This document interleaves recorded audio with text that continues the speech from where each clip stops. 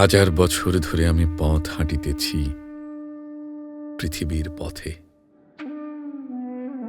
সিংহল সমুদ্র থেকে নিশীথের অন্ধকারে মালয় সাগরে অনেক ঘুরেছি আমি। বিম্বিসার অশোকের ধূসর জগতে সেখানে ছিলাম আমি, আর দূর অন্ধকারে বিদর্ভ নগরে।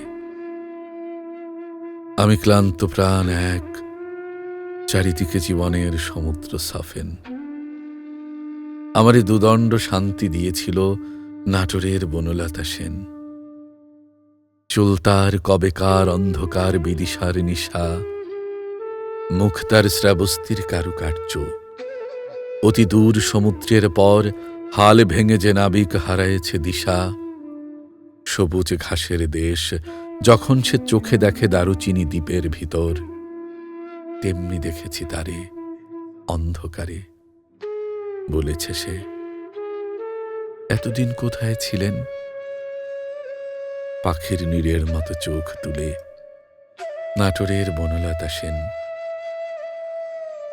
সমস্ত দিনের শেষে শিশিরের শব্দের মতন সন্ধ্যা আসে।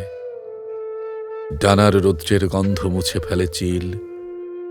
পৃথিবীর সব রং নিভে গেলে পাণ্ডুলিপি করে আয়োজন।